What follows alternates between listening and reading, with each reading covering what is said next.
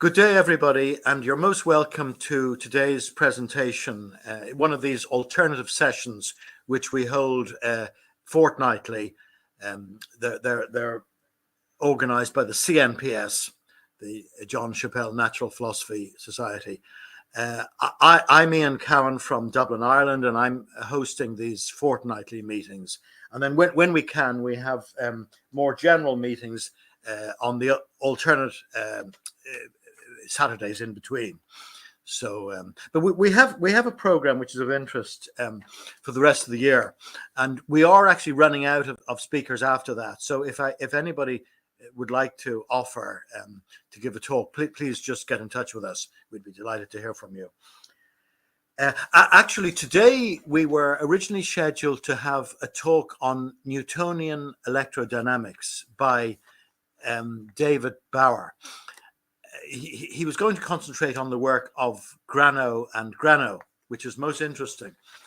And unfortunately, owing to force majeure, he had to be elsewhere. He could have maybe spoken to us for about half an hour or something and disappeared. But I thought, no, it was better to reschedule it for next month. So in the middle of October, we're hoping to have David coming back and giving us a full talk on Newtonian electrodynamics.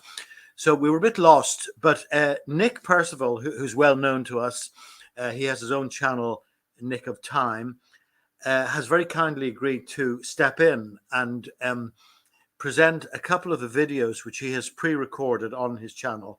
And maybe we'll have the first video, which will be, about 14, 15 minutes, and then we can stop it and have a discussion on that.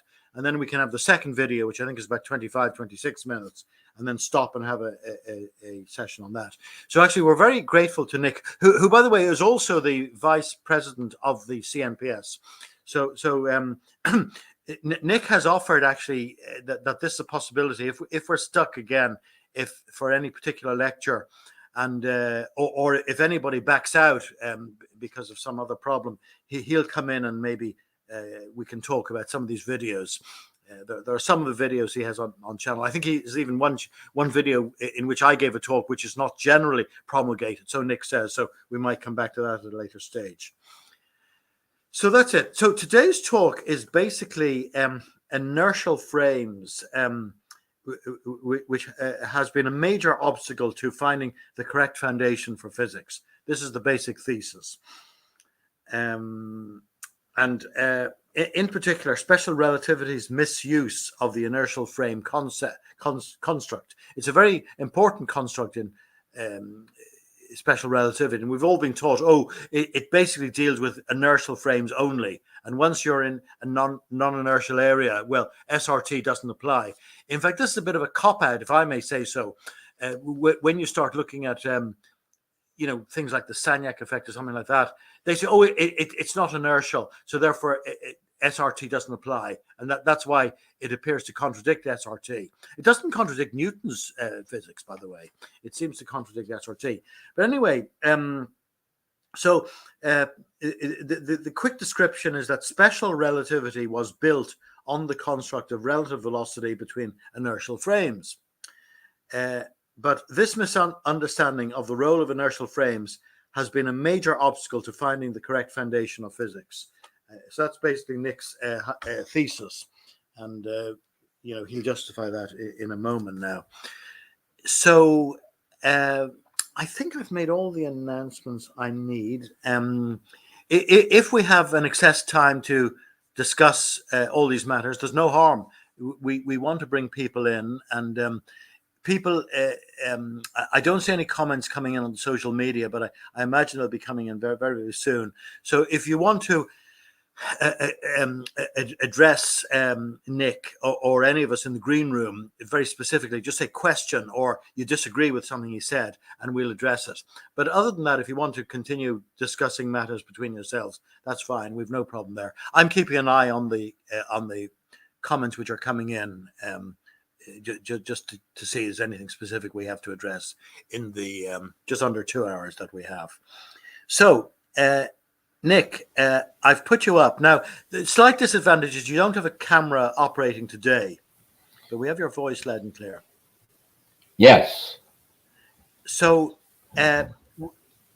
Shall I start the first video, or would you like to present it? I'll just say a couple of quick words. Can you hear me? Perfectly. Oh, good. First of all, thank you very much for the promotion. I'm actually the secretary of the CNPS. And as I noted earlier, the picture that was sent out of me in the email looks like I'm made up of a lot of circuitry. So you may think that CNPS has gone into the artificial intelligence robots business, but not true. Just to echo Ian's words, I consider this as an extremely important topic, although in the CNPS there are all sorts of threads, but I don't believe this has ever been addressed in a thread. It always occurs as an important topic, but it's always sort of treated peripherally. So I think it needs some focus. So I'll let Ian start off the first video. Right. I think I have to put myself up first to see that. I'll get the link now. Let's see. I think I can have it here.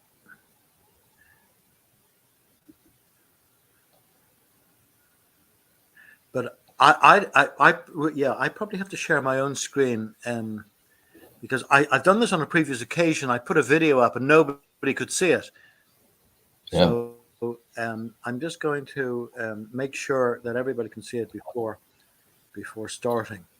So I'll just mention that I refer to myself as Nick of Time. So I take it the name of the channel.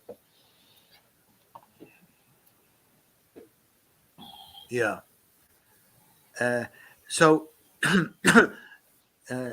what I'll do is I'll just I'll see, can I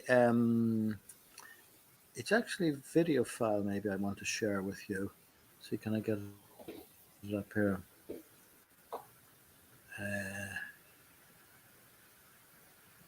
No, what I'll do is I'll share. This is probably as hard for me to do as for you, but anyway, I'm in the middle of it now. I'll share my share screen. That's what I'll do. Share screen. If you have an option to share audio, do that too. That may not be up. Yeah, I think it should work. Let me just see if this work now. Now, are you getting something now? Maybe I'll maximize it. So device makes it easy to back. This is just an advertisement. Can you hear this and see it? You don't need to be a phone expert. I can. You, Nick? Yes. Okay. You can click on skip skip ad. The ad, it should go in now. Without ever paying for. Yeah. Hello, this is Nick of Time. Welcome to this, our 24th talk in our series on the treatment of time in physics. Today we're going to be talking about a misunderstanding by relativists about the role of inertial frames in special relativity and indeed in all of physics. We're talking about inertial frames, but we'll also be talking about time because this misunderstanding of the role of inertial frames is so deep and so pervasive that it touches on most everything. And the easiest way to see this is about clock slowing.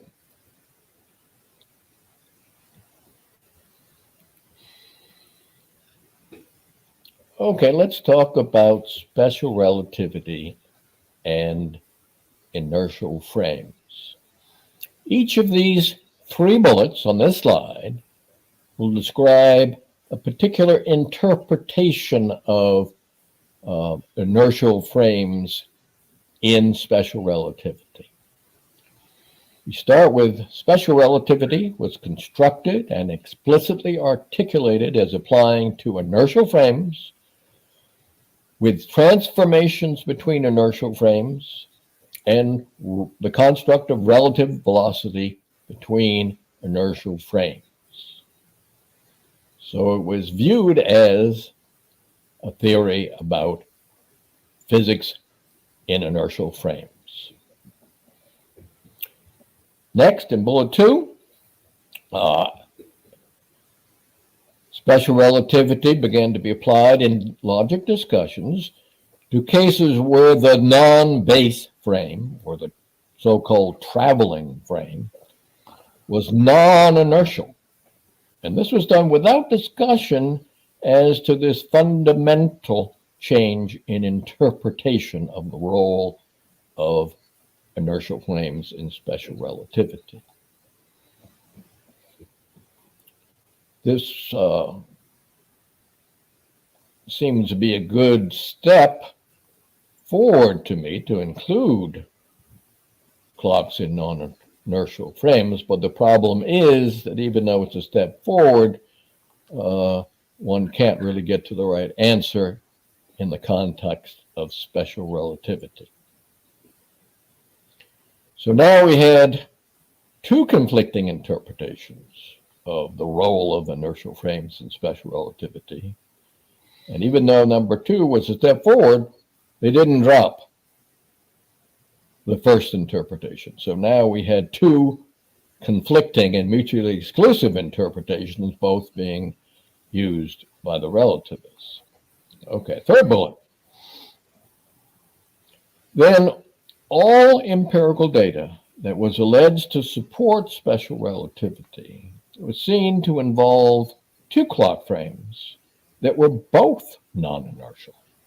For example, take a particle accelerator, and obviously the particle that's being accelerated, be it a linear accelerator or circular accelerator, they're being accelerated. They're not in inertial frames. And the starting frame is the rotating Earth, and the rotating Earth frame is non-inertial. Now here, the relativists did not tend to explicitly say special relativity is extended to cases where both clocks are in non-inertial frames. But since they said that the empirical data in those cases supported special relativity, the clear implication has to be that that's how they're interpreting special relativity. So now we have three contradictory interpretations of special relativity, all three being mutually exclusive. And just by the way, that makes it difficult to critique without seeming to take on some of those contradictions oneself. I have to be very careful in listening to what's being said. Okay. Talking about inconsistencies, we'll continue. The relativist takes the position if data involving non-inertial clocks is alleged to support special relativity, that's accepted, as it's claimed that the clocks were near to being inertial. But the criterion for being near to being inertial is not defined, and that's not good physics.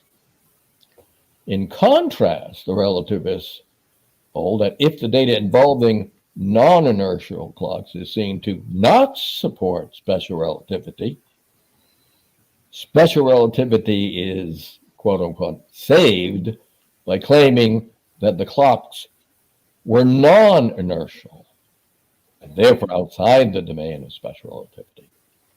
This is used even if that criterion of near to inertial is the same as for the first bullet, that's disregarded. So let's move on. Okay. Now the problems, let's look at two big problems for the relativists when they exclude special relativity from covering non-inertial frames in their effort to save special relativity from conflicting logic and conflicting data. Okay, the tact of excluding non-inertial frames implies that when an object or observer or frame has the tiniest acceleration, the laws of physics totally change instantaneously. For example, special relativity no longer applies. Not only for the frame that was inertial but then experienced the tiniest of accelerations, but for all frames moving relative to it. For example, in time dilation, we have time dilation effect is for all the frames that move relative to a clock in an inertial frame.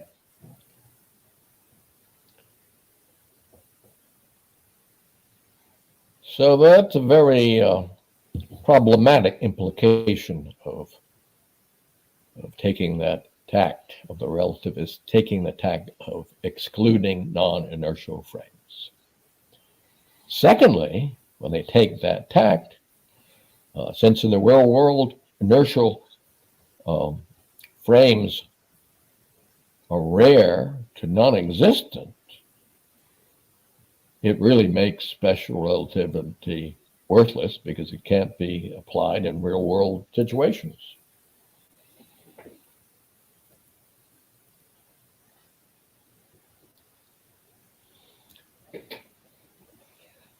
Instead, physicists should take a physics view of inertial frames. Instead of building on abstract math constructs, such as frames, and that caused many of special relativity's major weaknesses, one should focus on a viable physics model. Second bullet.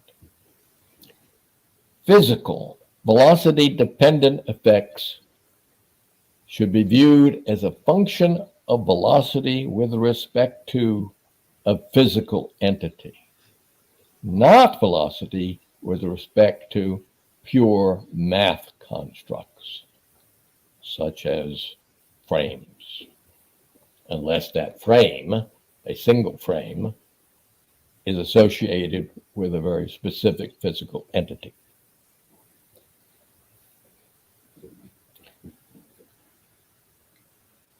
What one should do is first develop the theory based on physical entities, and then develop math tools like transformations between frames, but not vice versa. It should not, the physics development process should not be driven by starting with transformations or be frame driven.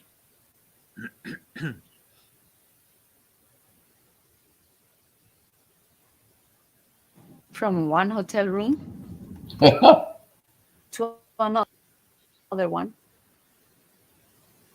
Fly Emirates, fly better.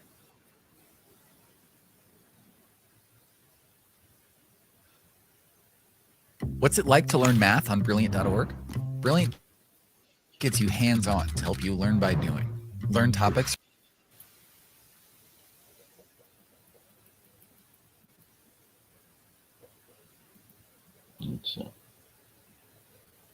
Okay, a better perspective on special relativity and the role of inertial frames is rather than restrict velocity-dependent effects to inertial frames, when convenient for the relativist to avoid some logic problem or some mismatch with empirical data, specifically think that Einstein happened to use the inertial frame only restriction, and that made it easier to derive the velocity-dependent physics, as it didn't complicate his analysis by making him deal with including accelerations and forces.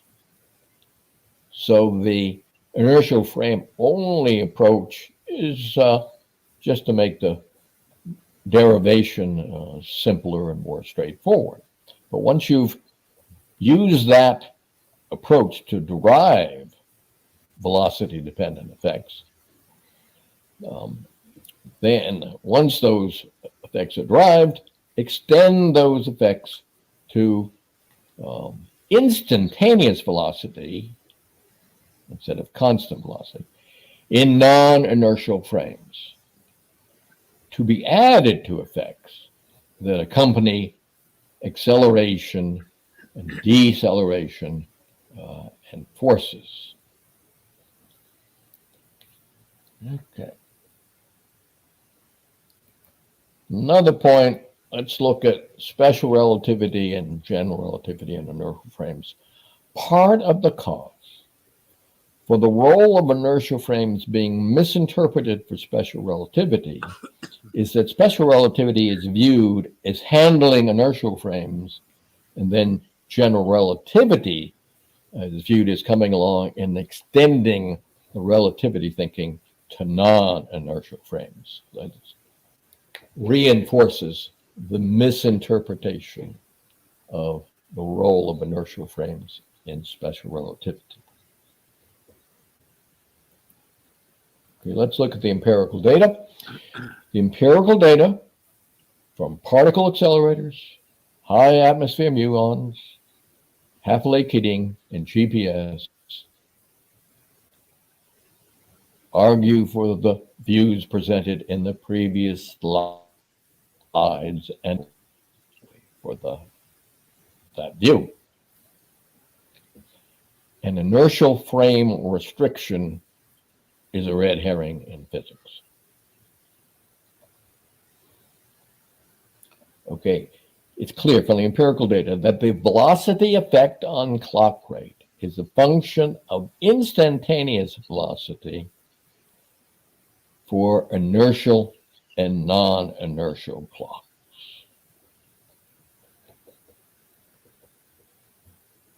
Okay, that's today's discussion. We'll go on to part 2 and give a specific example of what we've been talking about conceptually today. Okay, Mm-hmm. we can hope to see you then. Thanks for joining us today. Okay, let's see, can we just get back to where we were? Let me see now. That's not it. Have we lost everything? I want to stop sharing my screen, so let me see that. What's going on here? I'm a bit afraid to close that down.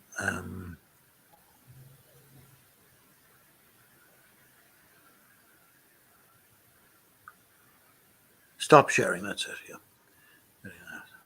Sorry for the delay. Stop sharing. Okay.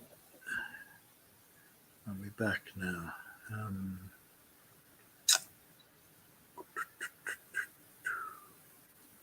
Close it down.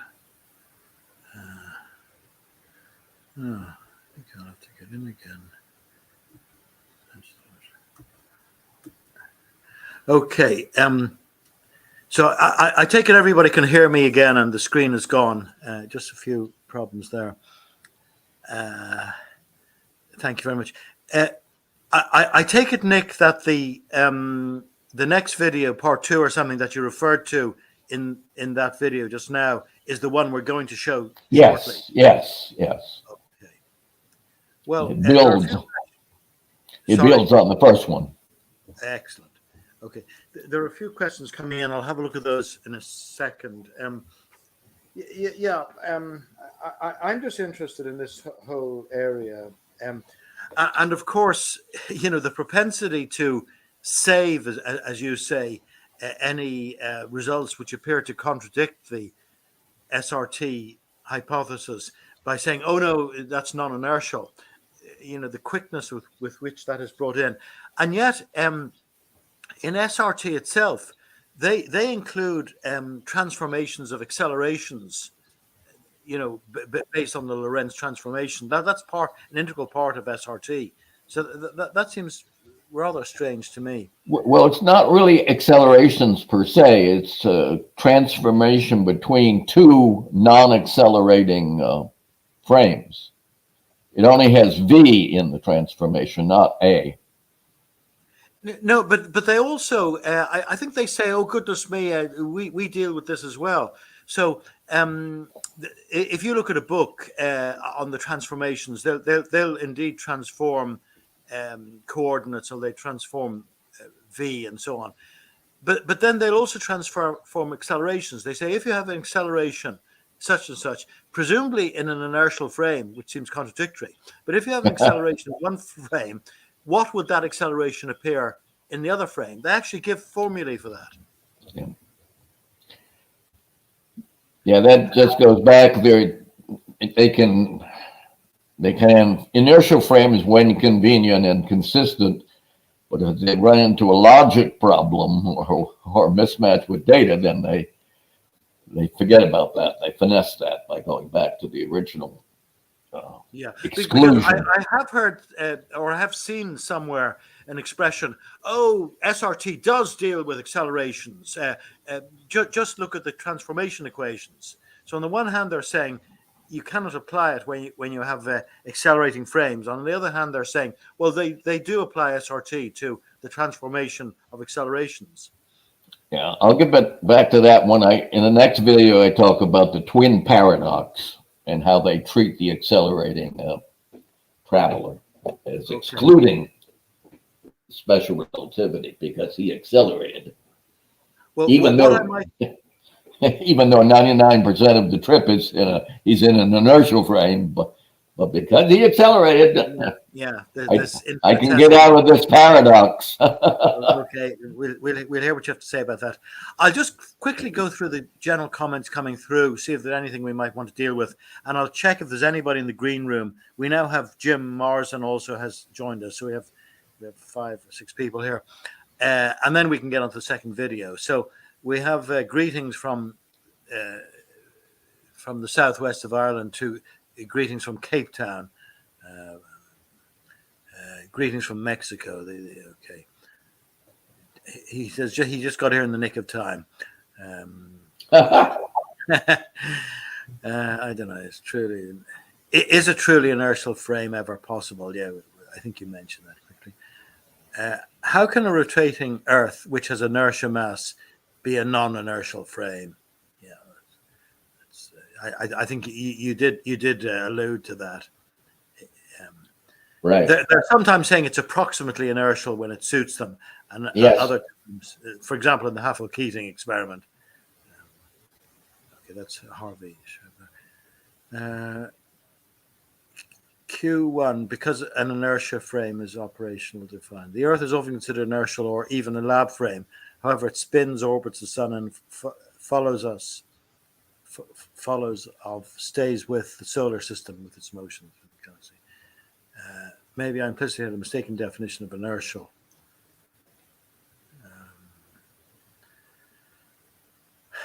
Yeah, well, okay. It is rotating, therefore, every point on its surface is accelerating towards the center.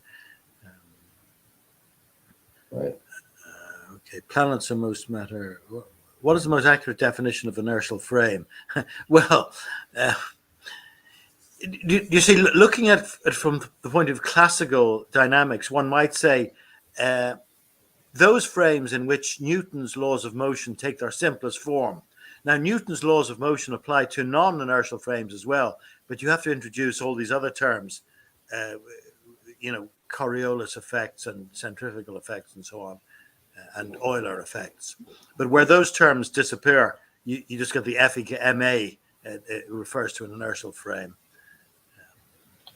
And in textbooks, they refer to inertial frame as two frames that are traveling at constant velocity. Right. Constant velocity relative to each other. Planets are most matter, follow order. Most people don't know what inertial frame means. Well, how can the special relativity for accelerating bodies? A simple Google search shows the treatment. Well, that might be related to what I was saying a moment ago. You can use special relativity for accelerating bodies. A simple Google search shows, well, you can use it for, it gives equations for transformation of accelerations between inertial frames, presumably. It seems a bit of a contradictory. And then Kev says nonsense. SRT doesn't include accelerated frames. Yeah, these are relativists who totally missed all the points. Yes, you can use accelerated frames. The problem is all of the inconsistencies about that and the initial version of special relativity. Does the degree of gravity make a difference where there's an inertial frame? I have an account for acceleration nuclear particle physics. I have to account for acceleration nuclear particle physics. What is the equivalence principle? That's another matter. What weakness? In addition, every point on its surface is under the influence of gravitational field. This is a general relativity condition. Cornella says that. Depending on the required precision of the experiment, what is obviously operational definitions? I thought Einstein sort of excluded the possibility of gravitic or accelerating frames simply for the purpose of isolating the key components to objective study. More, what is an inertial frame? Does he have advertisements in his presentation? It's a bit facetious, I think. YouTube puts adverts into videos.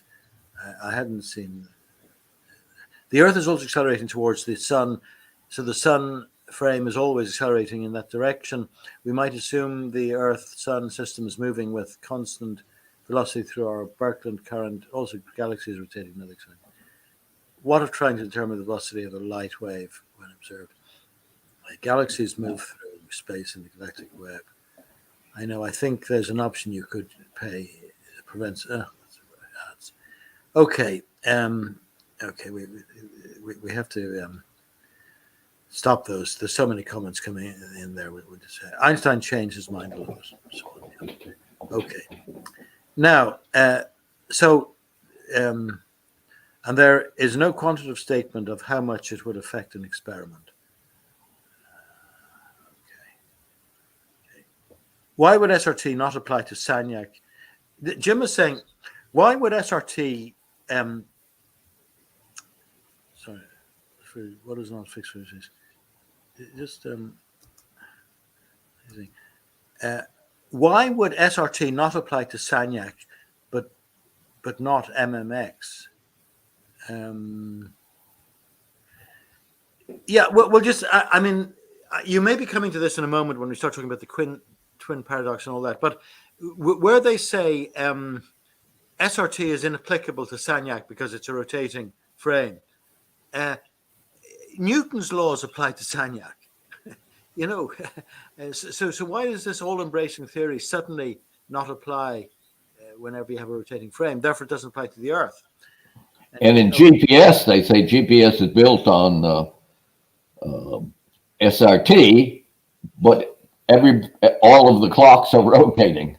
Well, that must be a major contradiction, indeed. So, I mean, Jim says it does apply to MMX, yeah. Now, just one more comment here.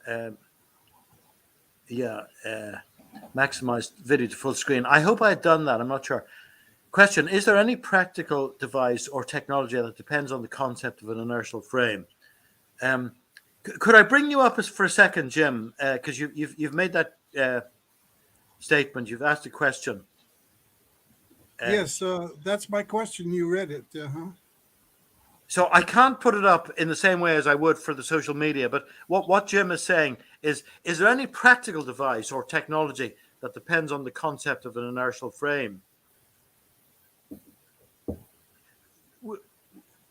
I mean, for example, if we talk about, seems to draw a blank. yeah, I've drawn a blank, but I've gone off at a tangent in a way because I'm thinking of, say, the gyroscope, the traditional gyroscope, which relies upon a departure from inertiality, because the gyroscope can sense this. it could even steer Okay. a plane so that it's staying in an inertial path. But Okay. so that would be one example, I would think, straight away. Sort of related to that is an accelerometer. Right. Okay. But I was suppose just we're wondering if talking there's traditional. any utility at all for the idea of an inertial frame, because you mentioned the plane example with its gyroscope, but the plane itself is not in an inertial frame to begin with. If I understand correctly, it's flying on a rotating Earth. Yeah, that's true. What it's sensing is a departure from the frame that it's in. Going to another frame. Yeah. Okay. Have you any other points you want to raise at this point before we show the second video? What I have you up, Jim? No, not any more than to congratulate Nick on his fine work and analysis. Yeah, he's very precise indeed. Okay, well thanks, Jim. And Jim, you just asked something which I glossed over quickly, but I think I know what your thinking is on this. Do you want to expand it in any way before we go on to the second video? I'll wait. Okay, thanks. And you can wait. You can lash in after the second one, which is 26 minutes, I think, part 2. And by the way, Ian, I just have one comment going back to Andrew Castro's comment, and I think someone else who were saying that special relativity is applied to inertial frames. Actually, like in GPS, you could. Some people say that it is, but when it's pointed out that actually they're not applying special relativity in GPS, but rather preferred frame, and that for 99.999999% of inertial frames, it gives the wrong information. So the statement that special relativity is applied to accelerating frames isn't exactly true. It's erroneously applied. But it's the people who actually designed GPS. It disproves special relativity because it doesn't work for 99.99% of inertial frames. Well, dare I speculate that if ever that becomes accepted generally, I'm sure they will say, "Oh, you cannot apply a special relativity to GPS because it's in a non-inertial system." But they're not using an argument; they're using the converse, as you've pointed out, Nick. Yeah, unfortunately, we're on Hatch with 30 plus patents of GPS and corroborated or contended the exact same thing. Unfortunately, he passed away 2 years ago, so that was a great loss. Right. Okay, we have one more person. It's Dennis Allen in the green room, and I'll just check with you, Denny. Your camera is not on at the moment. I think your mic is muted, but just before we move on to the second, there you are. Just in case you have any comments on the first video before we go into the second one, Denny. Well, the subject is extremely murky. The problem is that there are a number of hardworking, brilliant physicists who use special relativity every day, and it gives them the right answer. And that is because it's in the ECI Earth-centered frame. I think it means inertial ECI. And they swear by it. And if you tell them that it's wrong, they immediately classify you as a crank or a crackpot. And that's the real problem, is that SRT, although wrong in the ECI frame, it works quite well unless you're worried about something like the Sanyong effect, which they typically are not. So that's the obstacle. it's like a person who gets too old to drive. He really misses the car, and he knows that he shouldn't drive anymore, but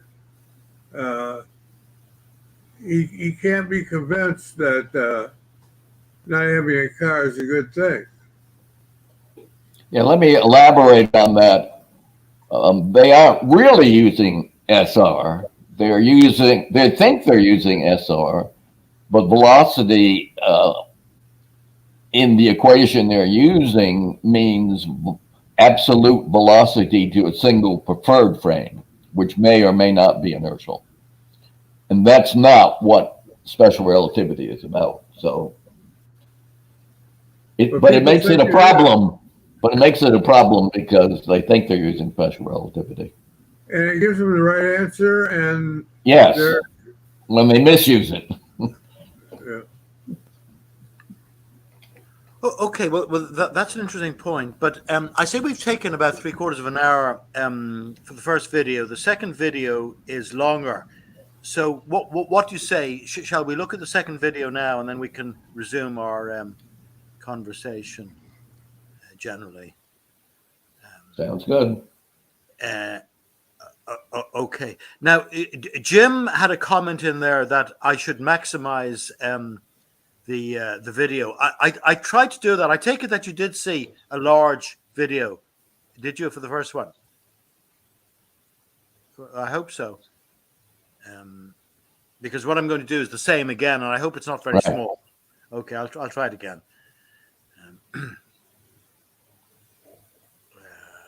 The first thing is to get the video up, actually. I'll do that first.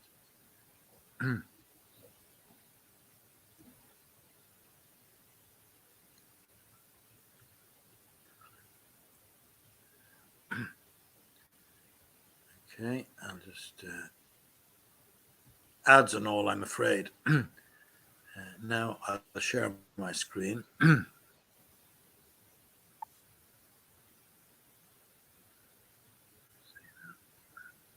Do this.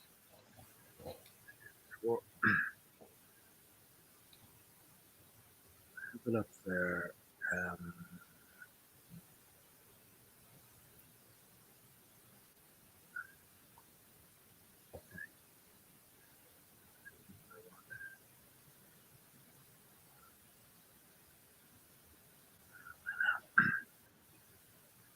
Here we are.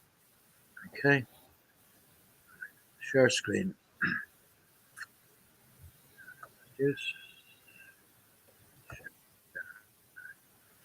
Maximize. Play. So I take it everybody can see all that with the ads. Hello, this is Nick of Time with the 25th talk on our series on the physics of time.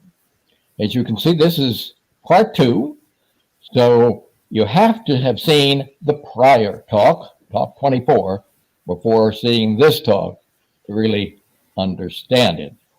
Previous talk gives the background for this talk. The topic is relativists misunderstanding the role of inertial frames.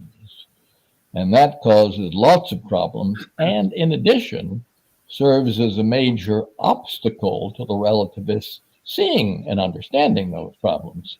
And here we'll go into 2 examples using the twin paradox and GPS.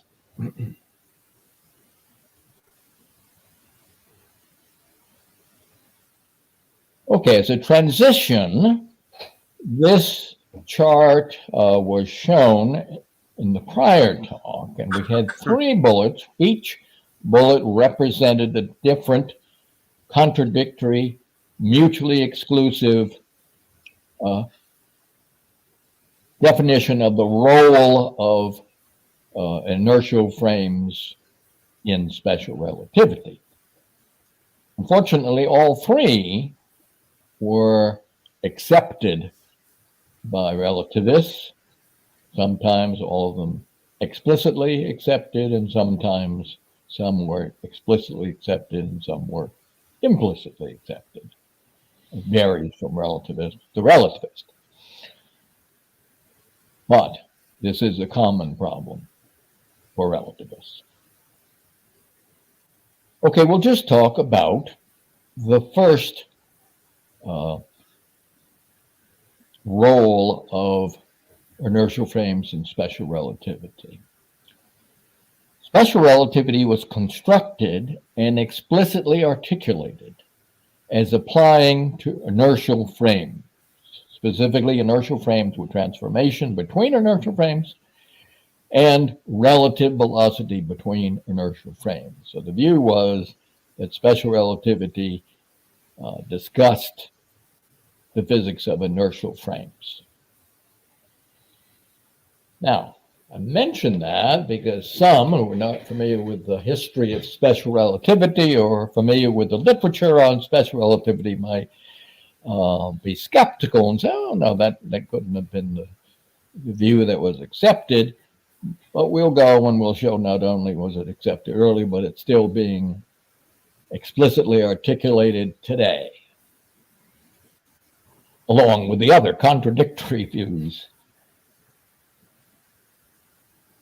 Okay, let's talk about the twin paradox. We've gone into discussing the twin paradox in some depth, so let's use that base of knowledge here. And we'll talk about the relativist's first reconciliation argument when presented with the twin paradox. Okay, first we'll talk about the twin paradox scenario.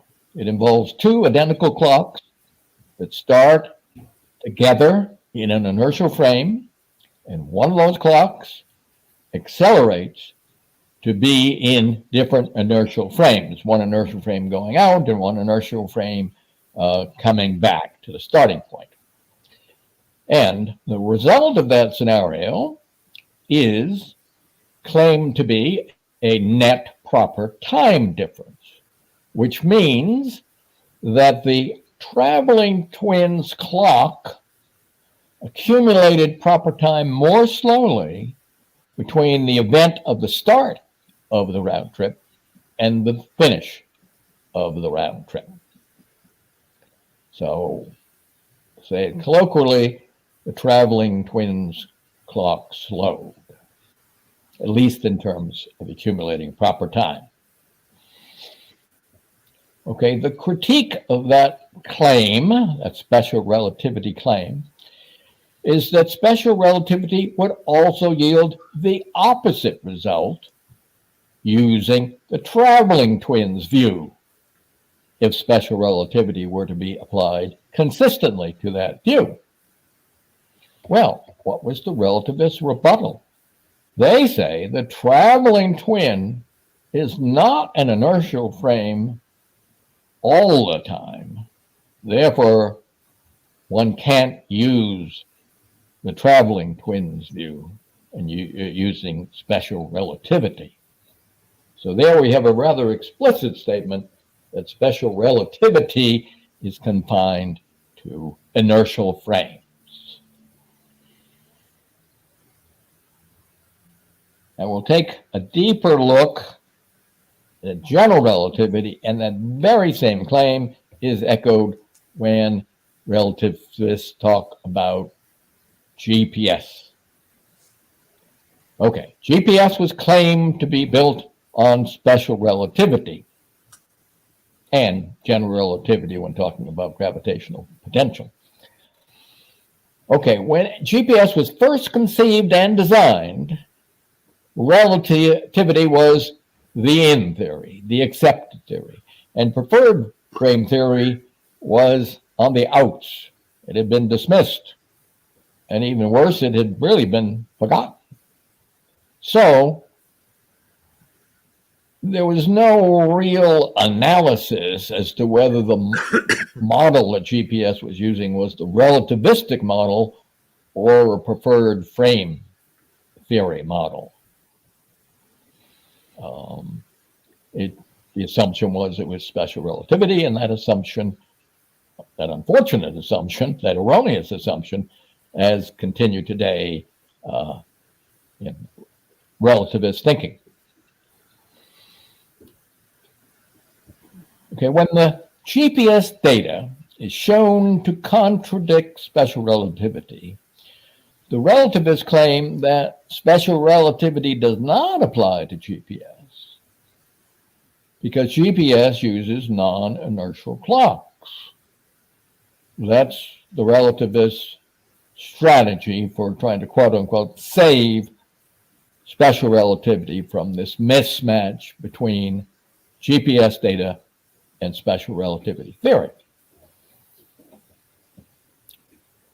So how do they explain the empirical data on clock slowing due to velocity? Well, he tried to address the problem, saying it's handled by general relativity. But general relativity doesn't address velocity-dependent clock slowing.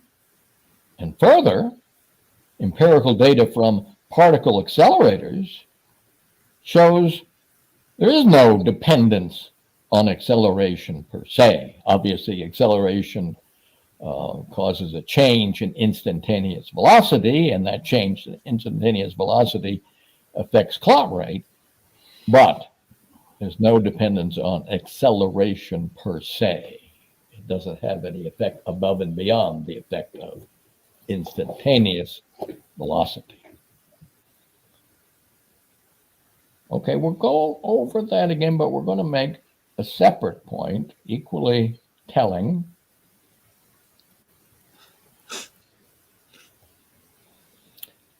I originally titled this Relativists Abandoning Critical Thinking, but to abandon something, you first have to embrace it. So we see fairly consistently relativists just abstain from any critique of relativity.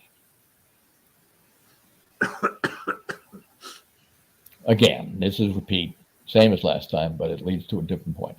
Relativists claim GPS is built on special relativity.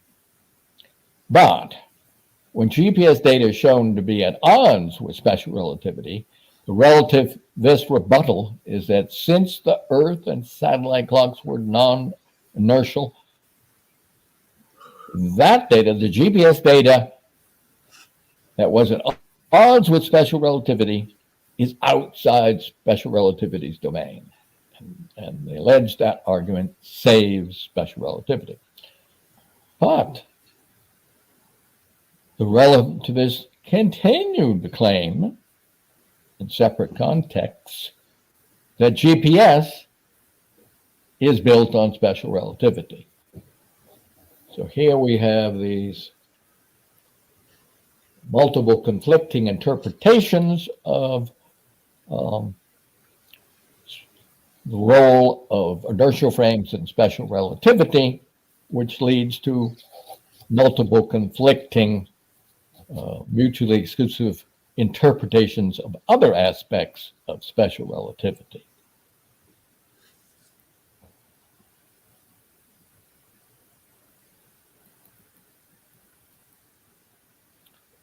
Okay, let's look at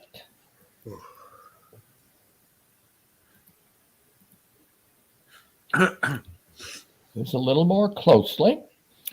Relativists still argue that GPS uses special relativity.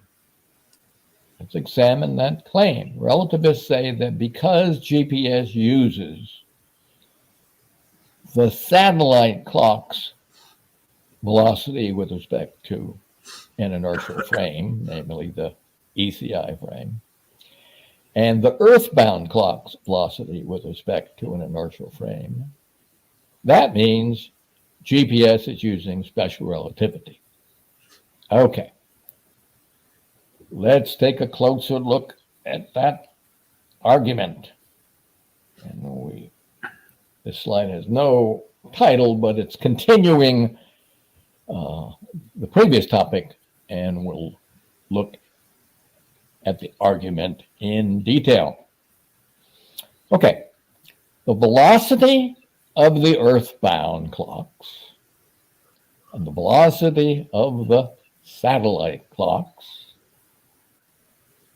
respectively, relative to the ECI frame, are used to separately compute the velocity effects on each set of clocks. In other words, take the earthbound clocks and take their relative velocity to a virtual clock at rest in the ECI frame and use that as a piece of data one. And then we take a look at the satellite clock's velocity relative to a clock in the ECI frame and get another piece of data. Then we go on to, and we compute how the earthbound clock's rate compares to that virtual clock at rest in the ECI frame, and separately how the satellite clock rate compares to that virtual clock rate in the ECI frame. And then we go to bullet 2 and we say, and then a ratio of the velocity effects on each set of clocks is calculated to determine the relative clock rates between earthbound clocks and the satellite clocks. Thus, special relativity's relative velocity between two clocks is not used to determine relative clock rates, but rather a local absolute velocity with respect to a single frame, in this case, the so-called ECI frame, is used. Bullet 4. Thus, the special relativity model is not used in GPS, but instead the Lorentz relativity model is used, or a preferred frame model is used. Now we're going to look at that in even more detail, and it should become quite clear that that's true. Let's see, we go. And you've seen this before, but it's worth going into because it's very important to understand if you're going to understand the role or lack of role of special relativity in GPS, and hence the role that special relativity should play in the physics of time. Okay, using a third-party frame to determine the relative clock rate between clock A and clock B is not part of special relativity. And we'll go through that in the diagram below. At the bottom, we have clock A and clock B. They're separating from each other. Now let's see, we select the third-party inertial frame, and we'll select C. And to start, we'll have C take a state of motion where it's halfway between a motion of clock A and a motion of clock B. So from C's point of view, it looks like A is going to the left with velocity v, and that B is going to the right with that same velocity v, but going in the opposite direction.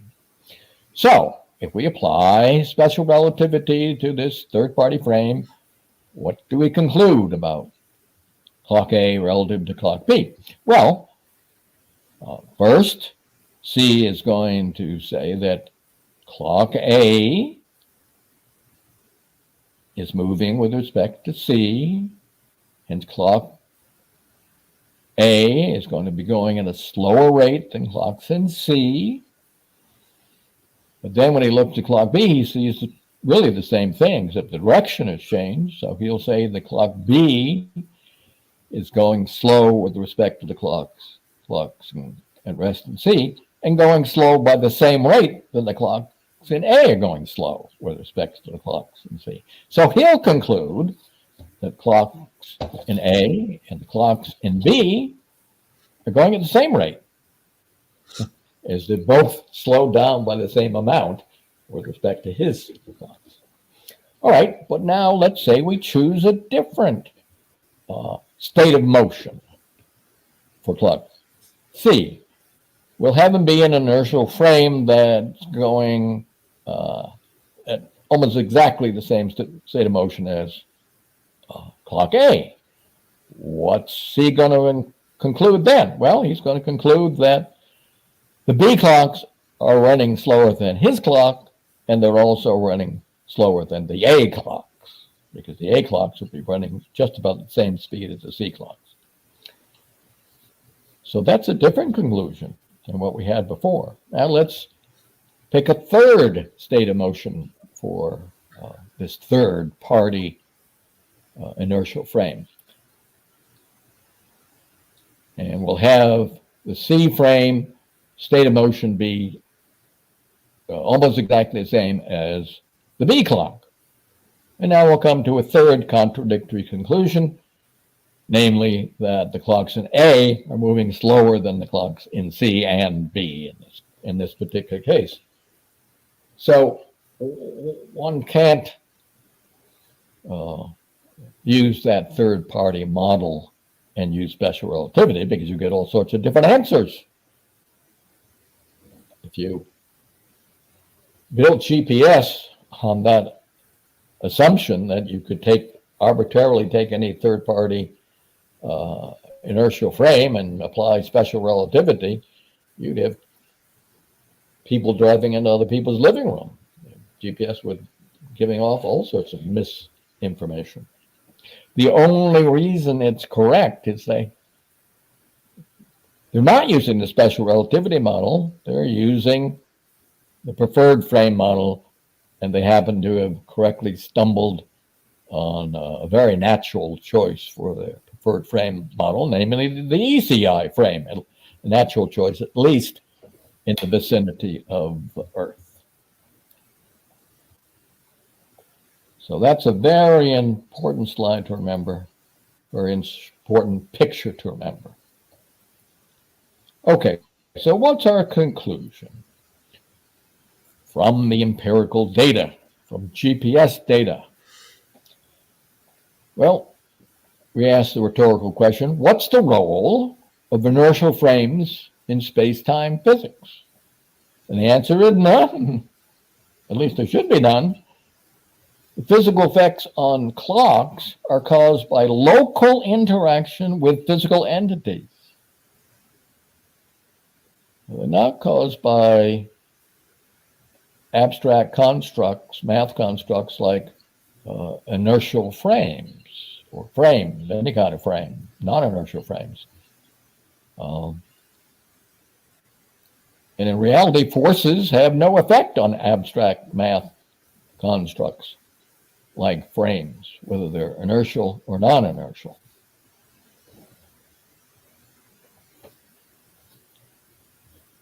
What matters for clocks, for example, is their absolute velocity with respect to a physical entity. And in addition, optionally, how it experiences local forces, if there are local forces. Okay, here's a footnote. Yes, one can use the term frame as a convenient shorthand, or if the physical entity that's causing physical effects is unknown. And you can do that as long as both the presenter and the listener are both aware of the above, that frame is an unfortunate but necessary substitution for talking in terms of physical entities. If the physical entity is unknown, you have to use some term.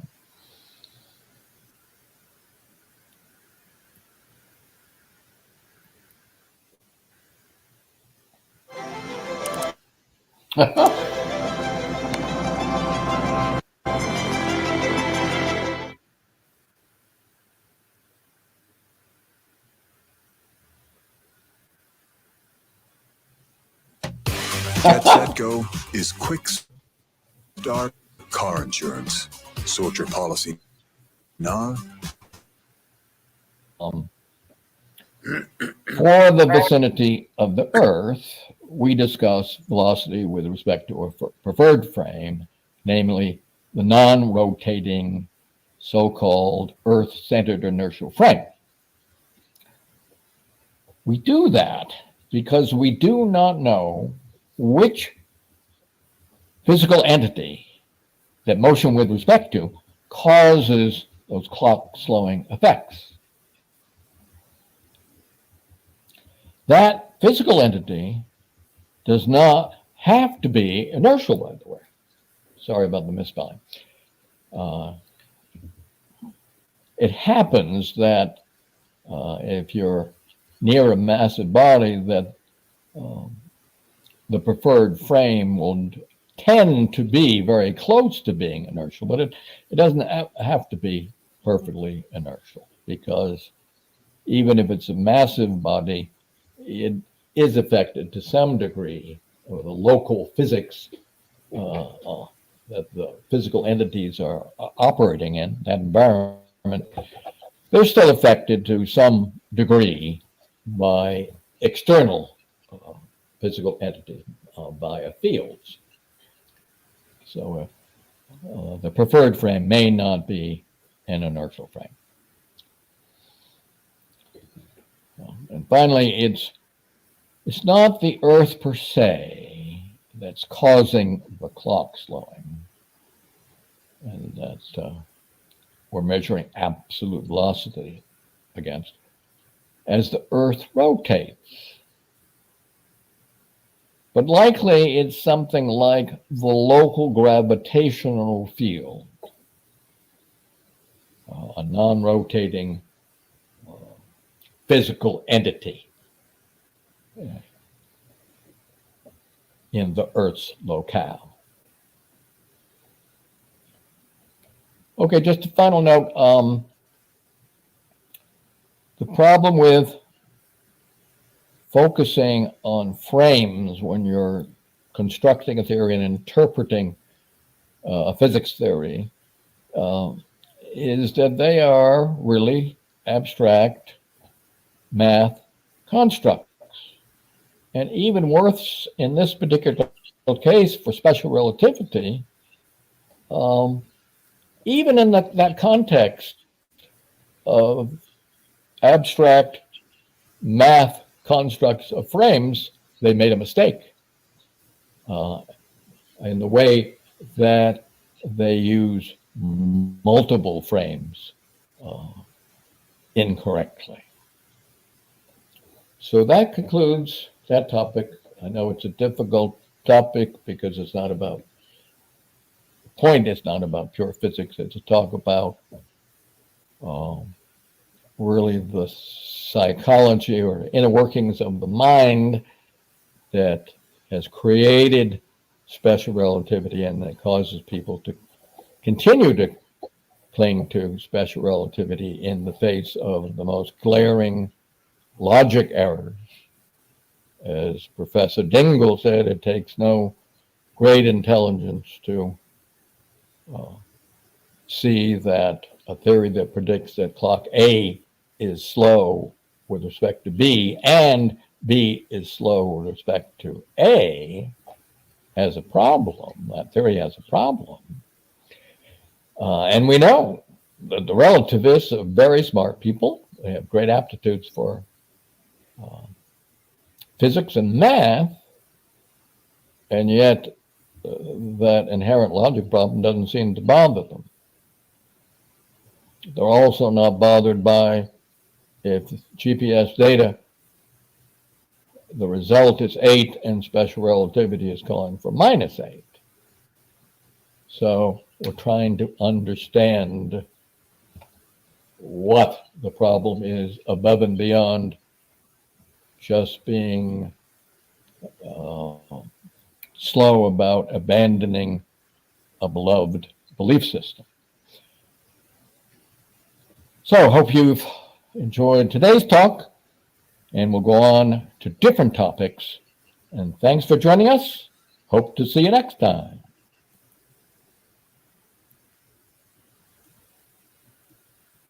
Right, let's see, can we revert now without too much difficulty?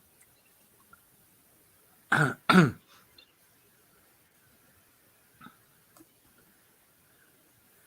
have to stop sharing my screen. Stop screen. So I take it everybody is back there. Now, I'll just see if there are any immediate comments up, because some private chat. It was okay resize. Using dark purple text on blue, black screen results in low contrast. Balancing both frame. Okay. Okay, perhaps I'll just have a look at the general social media chats which have been coming in since.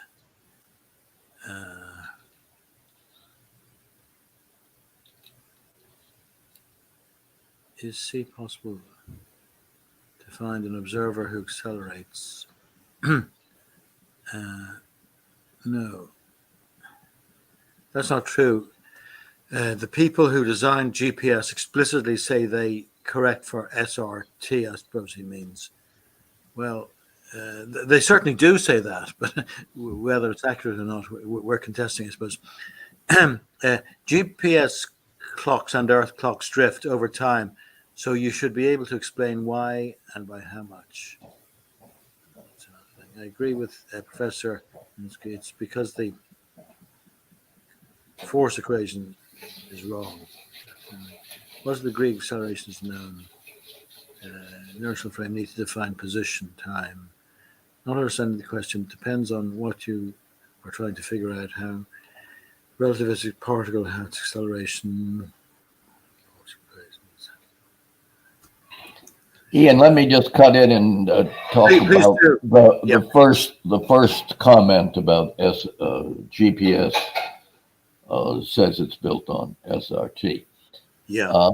Well, that's clearly the initial perception. But again, people like Ron Hatch, one of the key designers, and noted worldwide as being the expert on this area, and certainly the one who knew the GPS data best. 30 plus GPS patents, disagrees with that statement. He says it disproves special relativity. In addition, Tom van Landern was a very excellent physicist and worked on GPS engineering capacity as a consultant. Said the same thing. GPS is not used in special relativity. I mean, in GPS, but instead the Lorentz preferred frame model is the model that actually works and that is actually used. But there is a certain persistence to the, it's not in the best interest of GPS management to come out officially and endorse that statement of the people who know what's going on, because that would really upset physics academia, which they do not want to do. So I've discussed this with Ron and others at some length. But you did concede, I think, in the text, in one of the bullets, Nick, that the GPS people, the mainstream GPS people, do admit that in certain circumstances it doesn't comply with SRT. And when that happens, they merely say, well, that's because it's non-inertial. But do they really? I haven't come across sort of, proponents of GPS admitting that. Well, certainly Ron Hatch was a proponent of GPS. Certainly Tom van Flandern was a proponent of GPS. And those are the people I tended to talk to. And Ron said there were others who, a lot of people on GPS, they just studied SR. and they hadn't really had a background in the Lorentzian view or other preferred frame views. So they were told it was work. The equation looks like a special relativity equation, but the physics of special relativity does not work. It is not true that the view from all inertial frames is equally valid.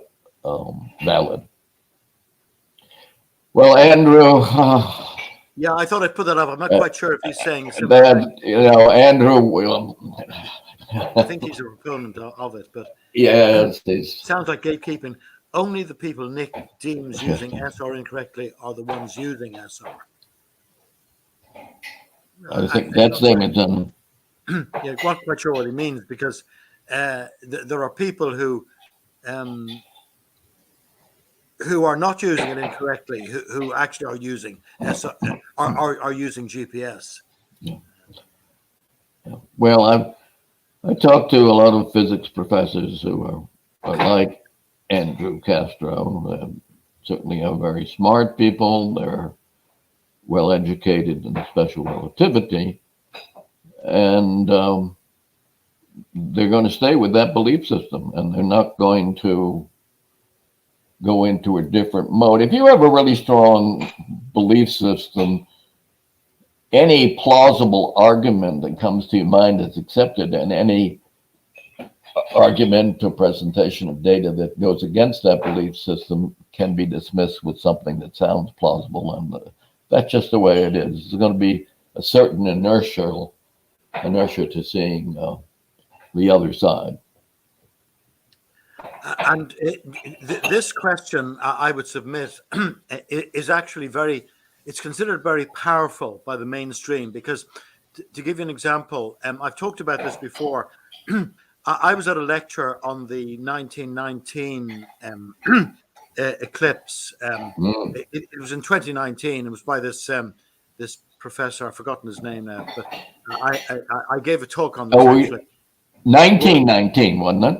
Yeah, the Eddington business, Yes, Arthur Stanley Eddington, yes. Yeah, quite so. But anyway, for my sins, I got into a bit of discussion with him at the end, and I I just actually made quite a strong statement. I said, well, actually, GRT has not been proven to be a correct theory.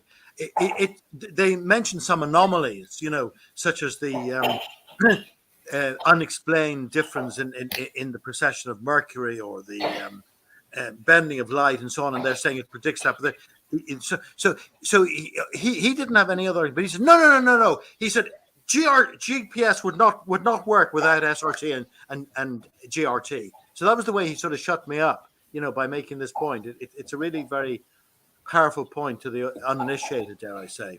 Yeah, but just be clear, the GPR prediction about clock rate being affected by the difference in gravitational potential is correct, but that doesn't mean that all of general relativity is proved.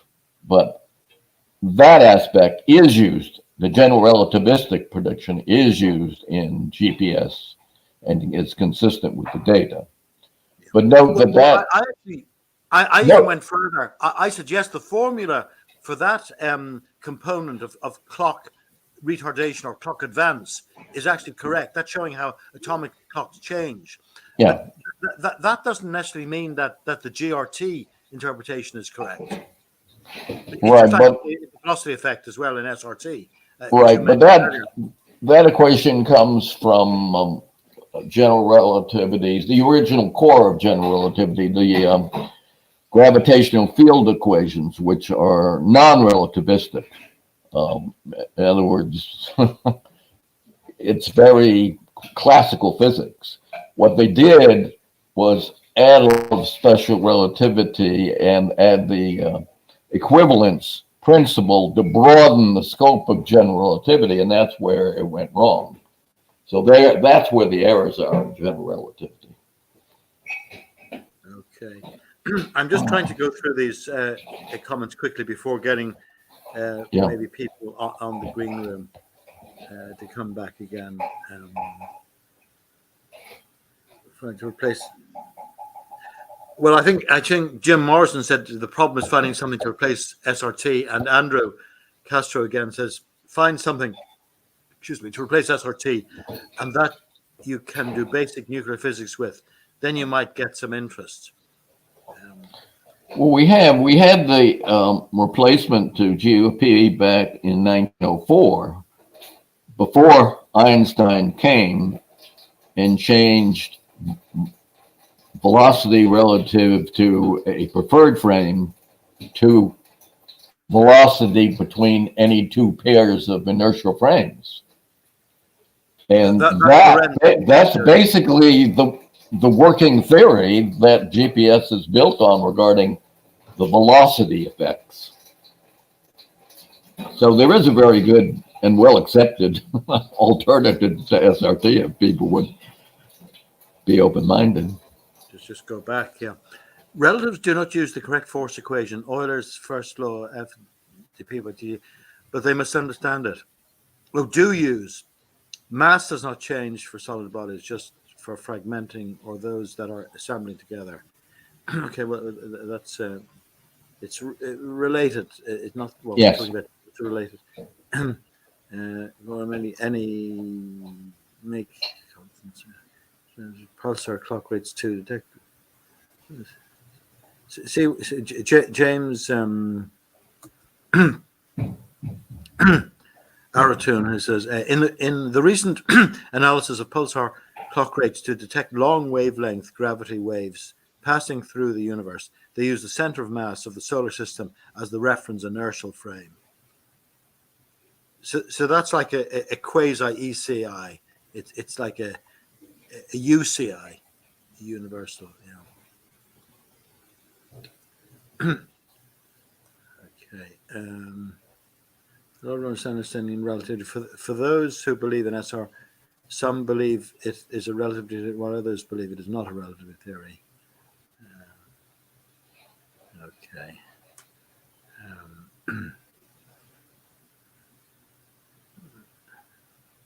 Okay, I'm nearly at the end now.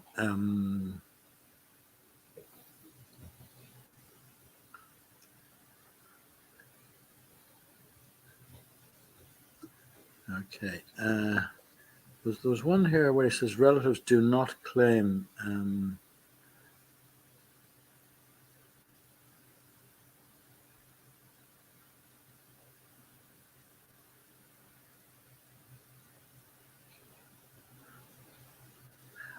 This is just another point. I'm not quite sure what he's getting at. He said GPX clocks can be corrected without relativity. Possibly he means without any of these effects, whether that's SRT or GRT or not, via a feedback loop.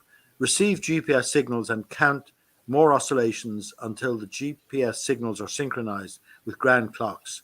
It's far more accurate.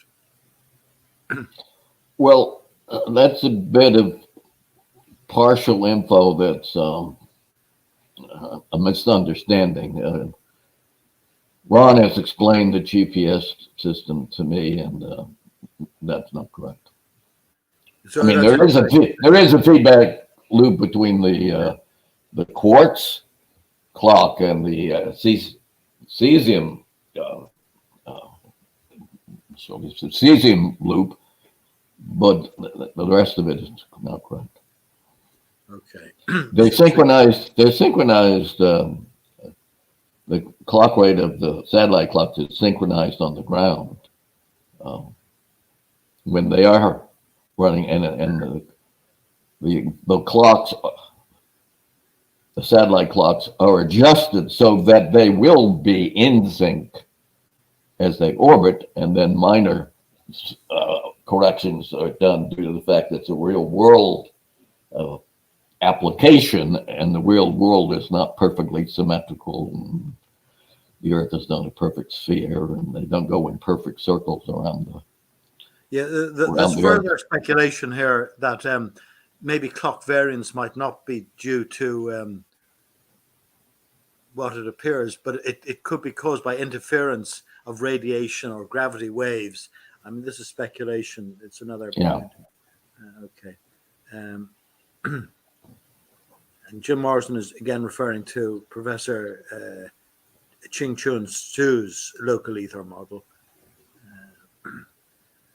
GPS clocks simply oscillate faster. That is, the hyperfine constant is not constant. It's subject to relativity. It's the same with atmospheric muons that decay slower than lab ones. Okay. Right. I think we'll. Okay. So I'll keep an eye on those as they're coming in, but I'll just maybe, if I may, bring Jim there, if you're ready, Jim. It's just you said you might come back after the second one, and you've again made a statement about the local ether model. So have you any points you want to raise about the two videos, or summarize, or deprecate anything that has been said? He's muted at the moment. Sorry, you're muted, Jim. You're muted. Thanks for pointing that out, Nick.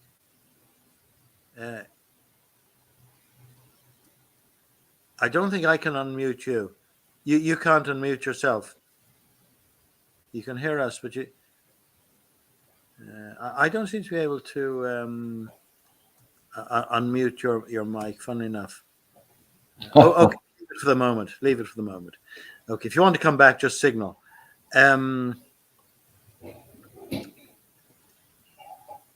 Jim, may I just impose upon you, because you look like you're sleeping, Jim. No, I it's a bad time. Sorry, I've taken the liberty of just. No, I was just listening. Okay, so just now that we've had the second video and the other points that Nick has raised about, which is interesting to me, that on the one hand you have the general statement that GPS proves relativity and it's used every day. And then on the other occasion, some of the practitioners would admit that it's in conflict with it, but then they would try to save it, save SRT and PRT by saying, or SRT in particular, saying, well, it's in a non-inertial frame. So,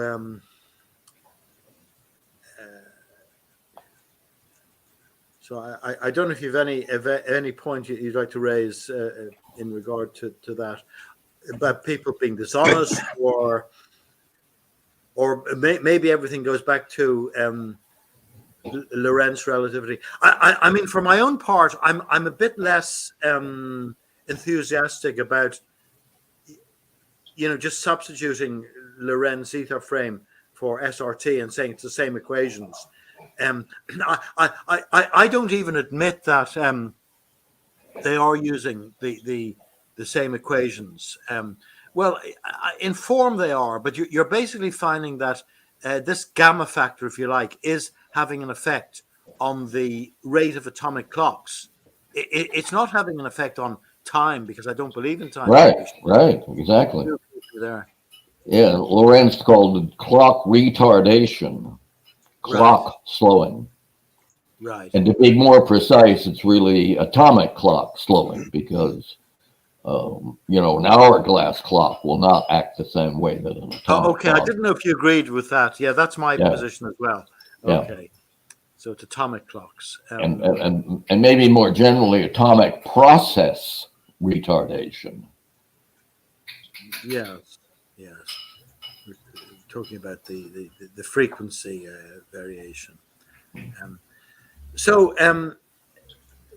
If you've anything to add at this stage, Jim, please do so. But if not, I can just move on. Well, I might highlight the mention by Nick of the local effect of the gravitational field in the vicinity of the clock, or particularly, I guess, the satellite clock, or actually all of them. And this gets into a more microscopic theory than in terms of what is actually going on, how things move in the first place, and what effects are occurring at a microscopic level.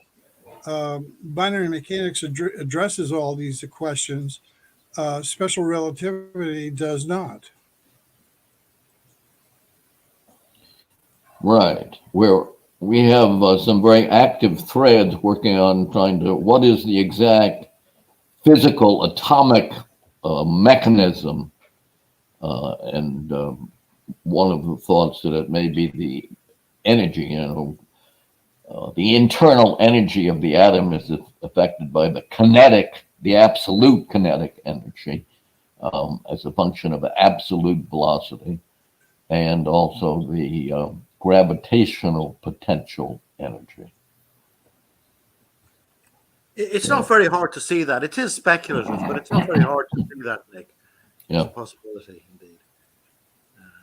That's all I really had to add. Yeah.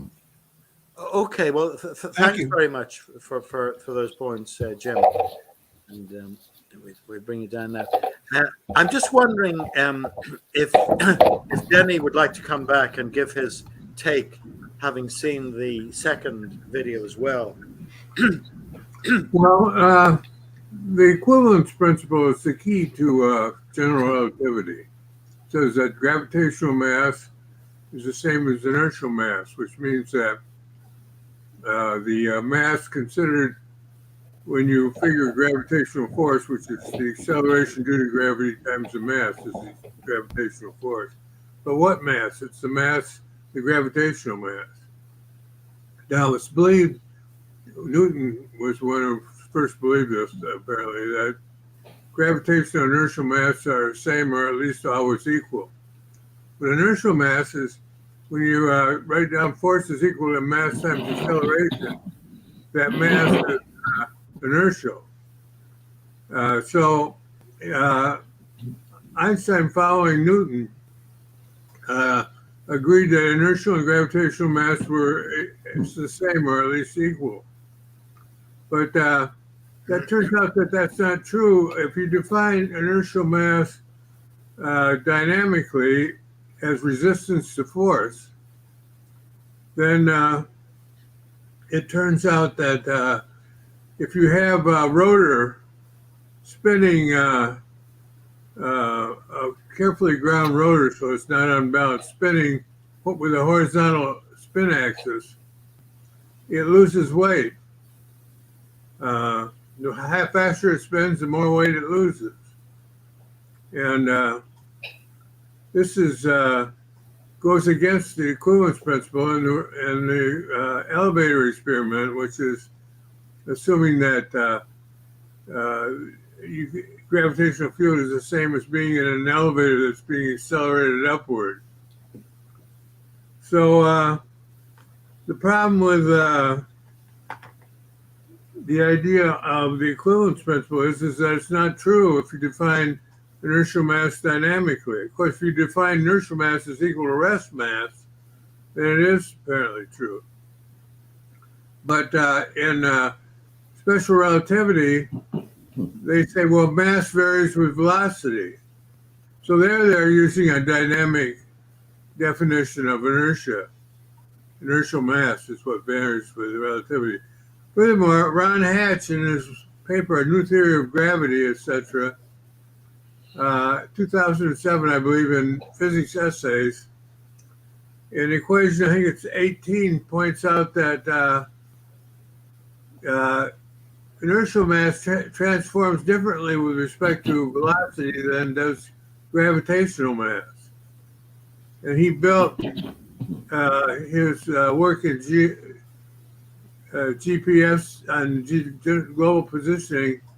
He built that based on that paper of Physics Essays 2007, I believe, A New Theory of Gravity, and so on and so on. So the people who don't like this say, well, we don't want to define inertial mass dynamically, but they do want to define it dynamically when it comes to increasing velocity. So you wonder what they're thinking. Their thinking seems to be this. we've got to preserve what we've got. We can't have a new theory come along and then have to admit to our students, usually these people are in academia, that this isn't settled and it's not settled science, which if you contradict, you have to be punished, lose your job, and so on.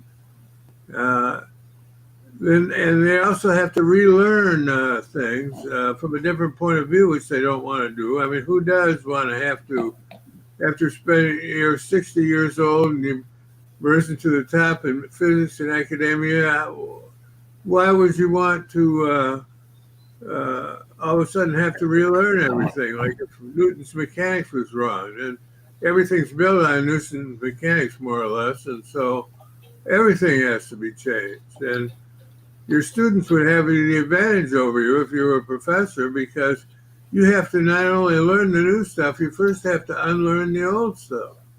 Whereas the students don't have that problem, that they just have to learn the new stuff.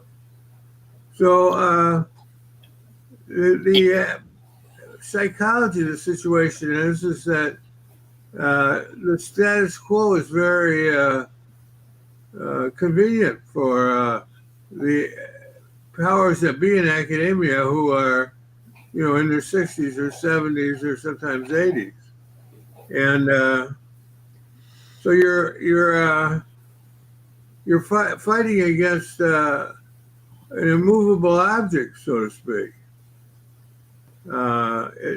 It's very depressing, but you have to try to press on. Yeah, Right, Denny. Any comment? Yes.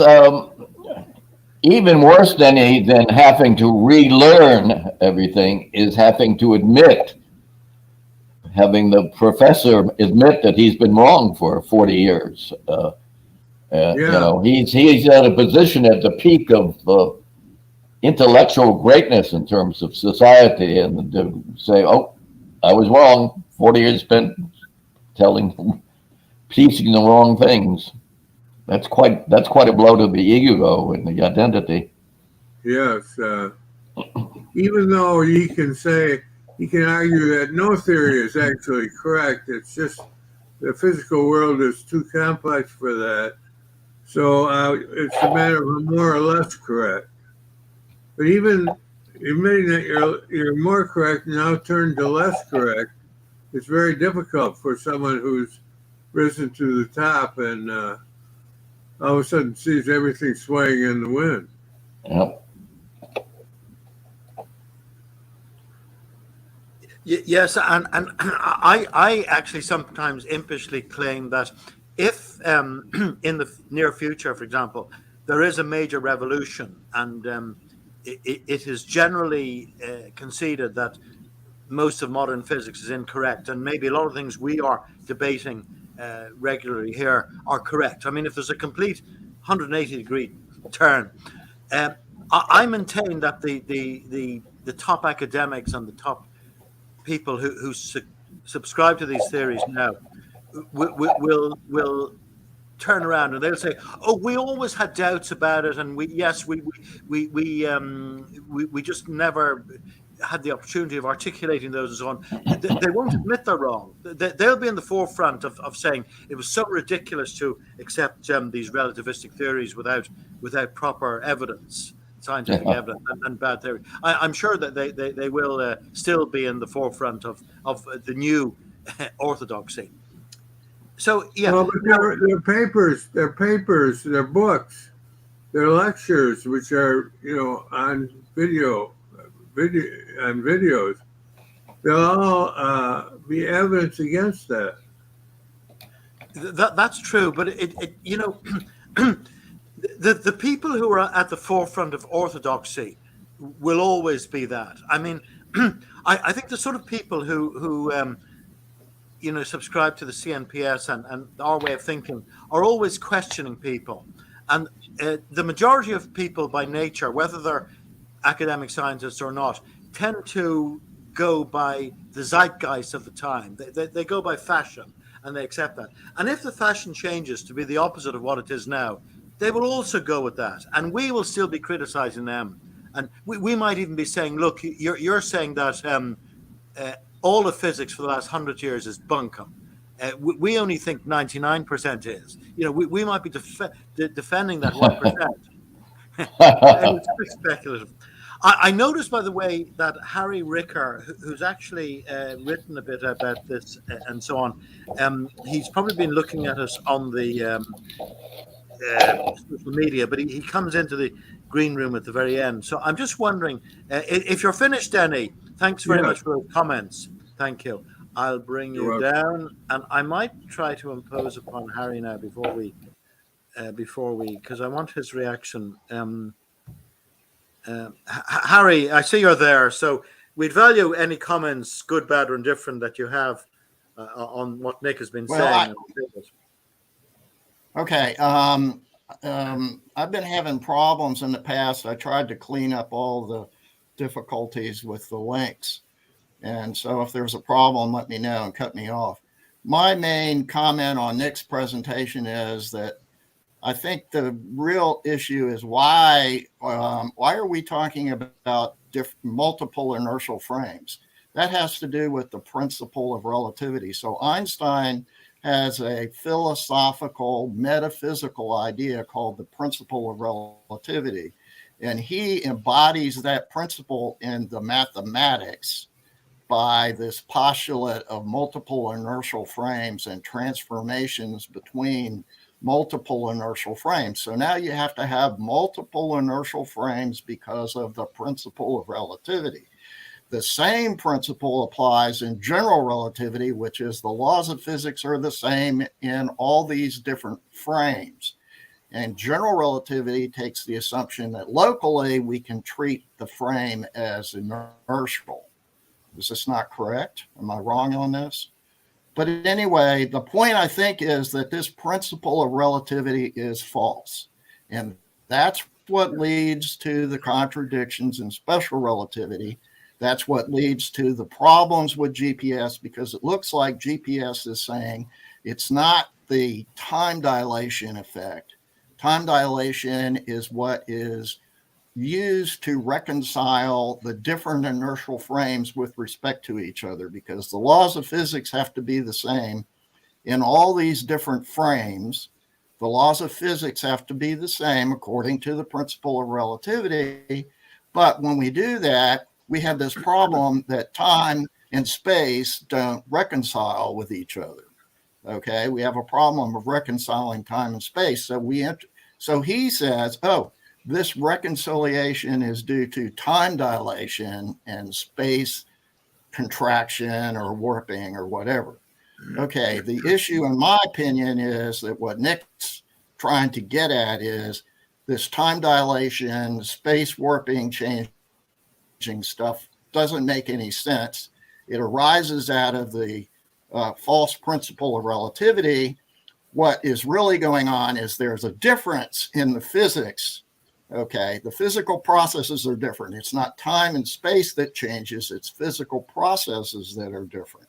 That's what GPS is trying to tell us.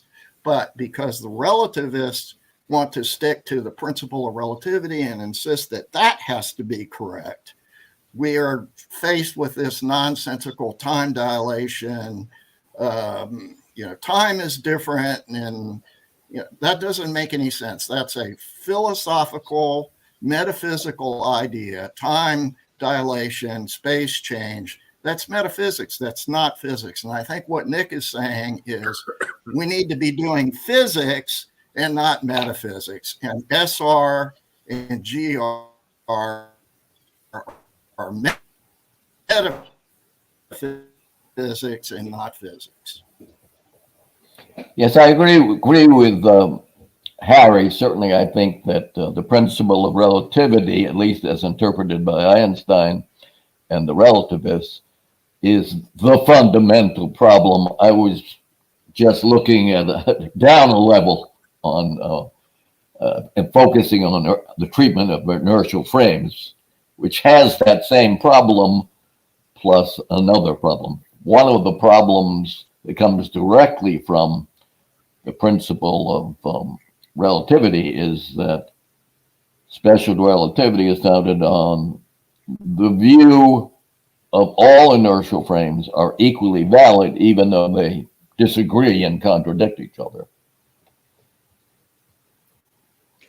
Well, that disagreement is what produces the paradoxes, which,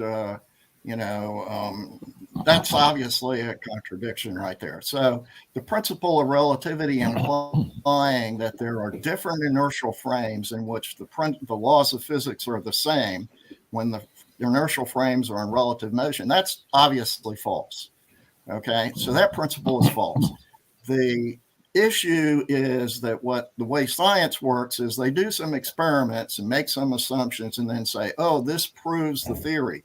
But they're not really showing that the laws of physics are the same in relatively moving inertial frames. They've never done that. That principle, that idea, this principle of relativity, that's what's false. And that leads to a lot of confusion and time dilation, and we're not talking about physics, we're talking about metaphysics. That's the problem. It's metaphysics. Time is changing. Time's not the same for different observers in different states of motion. Oh, time's not the same in the center of a black hole than it is for somebody who's sitting outside on the periphery of the black hole. Time is different. Space has changed. That's all metaphysics. That's not physics. Right. And I think, Nick, you did allude in the videos to the sort of discontinuity between a theoretically perfect inertial frame and a departure from inertiality. I mean, this very, very slight departure might annul the application of SRT. Just seems completely illogical. Same thing with the twin paradox that you talked about. This very small period of time when he might be accelerating or decelerating seems to give an asymmetry to the whole situation. Plus, the so-called stay-at-home twin must have at some time in the past accelerated. So if you apply the logic consistently, that means he shouldn't be able to apply special relativity either. So, right. Hence the metaphysics we're into that Harry is referring to. Yes. So, the twin paradox is metaphysics. They're saying that the twin ages, the moving twin ages differently from the stay-at-home twin. What does that even mean? That's just words based on metaphysical. It's metaphysics. It's not physics. It's just, I'm imagining that time can be different for two different people in different states of motion. And therefore, one ages differently from the other. But of course, the principle of relativity bites you in the butt because it says the laws of physics have to be the same for both. Okay, so how do you reconcile the laws of physics being the same for both? Okay, and so this is a symmetry problem. Yeah. And you have to invent all these excuses. It's not a valid principle to say the laws of. Yeah. That's an invalid principle. Yeah, that's the twin paradox is what forced the relativists to come up with an ad hoc adjustment to really the principle of relativity and their original assumption that special relativity only applied to inertial frames. They had to introduce an asymmetry to get away from the paradox, and to do that, they introduced acceleration. But that was ad hoc and not theoretical. And actually, it's one of the 30-odd explanations that they give. If you look at the back of Kelly's book, he says, here are 30 plus or something explanations they give as to why the twin paradox is not symmetrical. And that's merely one of them. So and they're mutually exclusive. Quite so. But we don't have any articles written by those professors saying, well, 1 through 12 is wrong, and it's 13 that's correct. No, all 13 are accepted simultaneously. Yeah. Not good. Okay, thanks very much, Harry. I'll because time is pressing. If you have nothing else, I'll thank you for those contributions. I just very very quickly, I noticed some comments are coming in that we appear to be deifying Ron Hatch. You know, well, I don't know. Maybe some positive things have been said about him, but I mean, for my own part, I've read a number of his writings, and I found a few things in them that I would disagree with. I think he was probably wrong in that.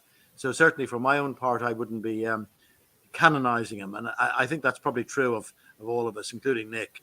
He was a very accomplished and inventive person, but not everything that he said would be taken to be gospel by us. No. And really, it was the world of communications and navigation systems and GPS that canonized him, because he was one of the key architectures that made the system work. Yes. And by the way, he looked at the NASA data, and he went to NASA, and some of the NASA engineers were thinking we were using special relativity, but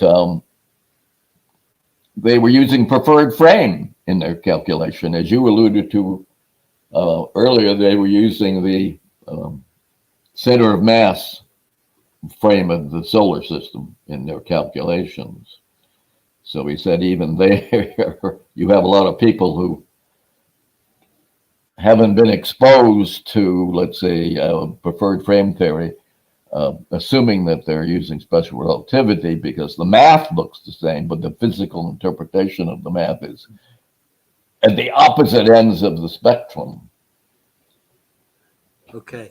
Now, I'm afraid time is catching up on us, and I wanted to bring Cornelis in. I see Denny wants to come in again. Maybe I'll bring him in briefly.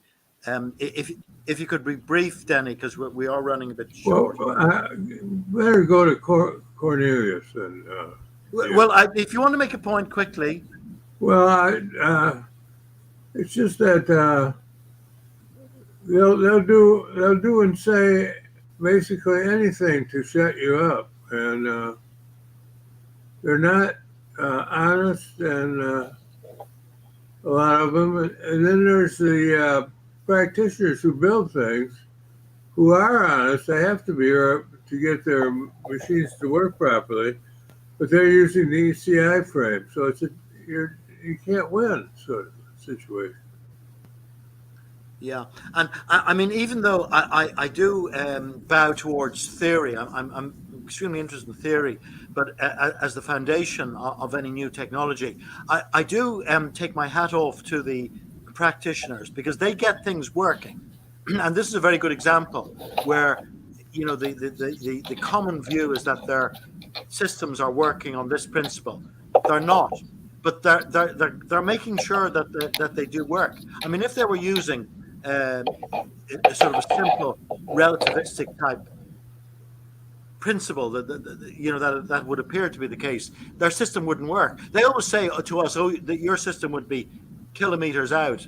Well, their system would be kilometers out if they actually were using a simple symmetrical relativistic principle, but they're not. But the practitioners get it working.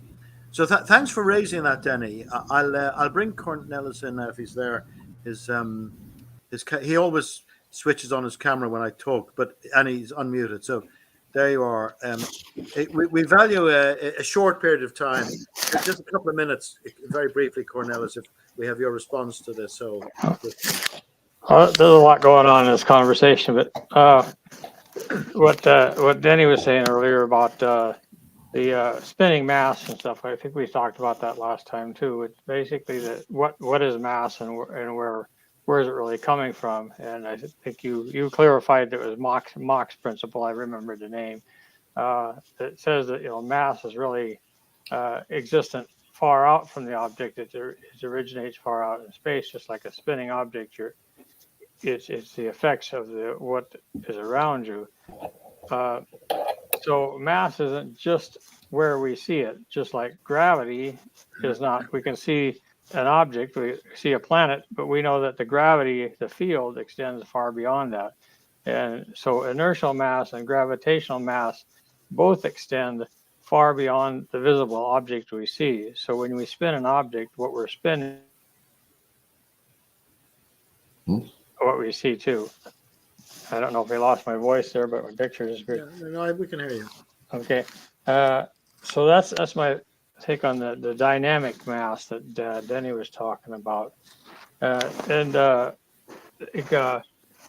Nick was talking about, quite a bit. He mentioned instantaneous velocity and how things were measured between frames, an instantaneous velocity. The thing is that if you use instantaneous velocity, you're using velocity for a very, very short, infinitesimally short period of time to calculate what the instantaneous velocity is. By doing so, using calculus, we're really using the tool of calculus to turn an accelerating velocity into a continuous velocity or steady state velocity.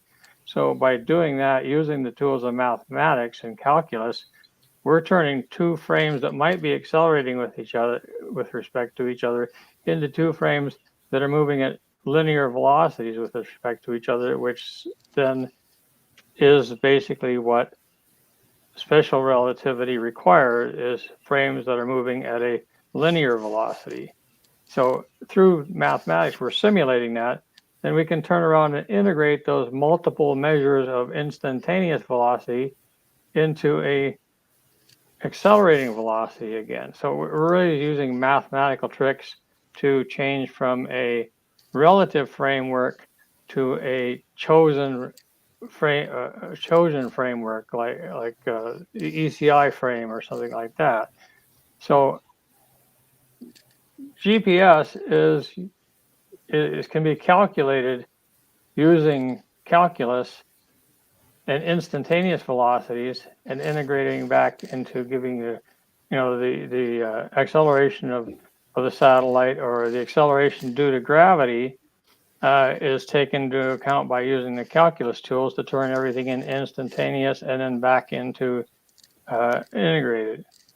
So I think, yes, we don't need to use special relativity to make calculations, but what we do find is that the clocks do in fact change rates due to gravitational field, as Nick says, and they do in fact change rates due to speed.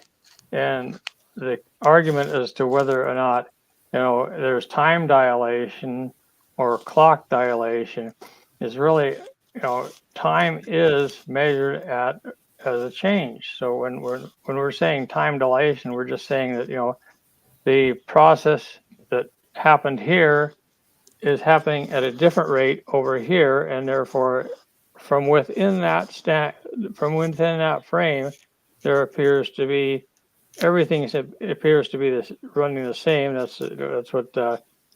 But across frames, there's going to be a dilation where there appears to be the same process seems to be running at a different rate in this other frame, and that's what we see. The other thing is about special relativity or general relativity or any of the relativities is they're only really important at the extremes, the extremely small like the atomic scale, or the extremely large like the universal scale, or the extremely fast like the speed of light. So in everyday uses like the mechanical clock, we're not going to see the difference because the mechanical clock is a lot under the same influence of the gravity as the gravity on Earth and that. So there's a lot that comes into play here. So Cornelis, since the time's catching up, I might ask Nick briefly to summarize the talk and maybe address any of the points you raised, sure, if that's all right, and then I'll close the meeting. So okay, thank you. Thank you very much. I'll just remove that. So okay, Nick, first I'll start with what Cornelius said, and he was, of course, correct about instantaneous velocity and really becoming integration of small parts, which each small part could be constant velocity. But that doesn't make it consistent with special relativity, because the physics part, as opposed to the math part, is that velocity for SRT is relative to any inertial frame. So you should be able, according to special relativity, you should be able to arbitrarily choose any inertial frame as the base frame for the observer, and use relative velocity using any relative frame as the base for that, measuring that relative velocity. But it turns out that physics-wise, that does not work. In fact, for 99.99999% of inertial frames, it doesn't work. There's only one frame for which it works. In other words, the physics changes from being relativistic to being preferred frame for velocity. Now, again, for general relativity's prediction about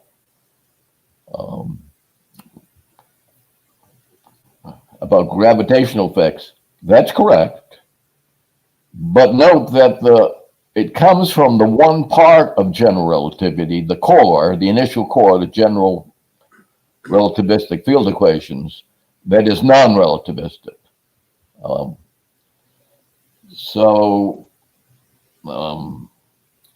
sure Cornelius knows lots of physics much better than I do, but in this particular area, since I focused on it for 50 years, no, his conclusions were not correct about one's using special relativity. So any final words in regard to what we've done today, our 2 hours, Nick? Basically, courtesy of you, your two videos and the discussion and the questions before I close the meeting. Yeah, just 1 point, part A and part B. In one, yes, we should not treat Ron Hatch as a god or whatever. But in regard to the workings of the GPS system and the data, he was generally acknowledged as one of the key engineers and one of the people who really knew the data best in the whole world. The world really recognized him as a top expert in this field. And his conclusion, quite explicitly and quite strongly, was that the GPS data disproves special relativity. And GPS is not based on special relativity, but rather disproves general relativity. And GPS is built for velocity on a preferred frame physics model. And others like Van Flandern, who were consultants to GPS, and quite a few others who had a broad knowledge of the alternatives, agreed with that about GPS.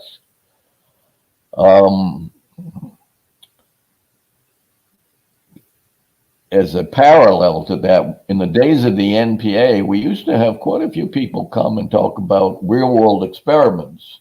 And quite consistently, if they were supposed to be using GPS, their message was, we actually don't use GPS because it doesn't work, but it's not political to announce that to the people who are paying for these experiments.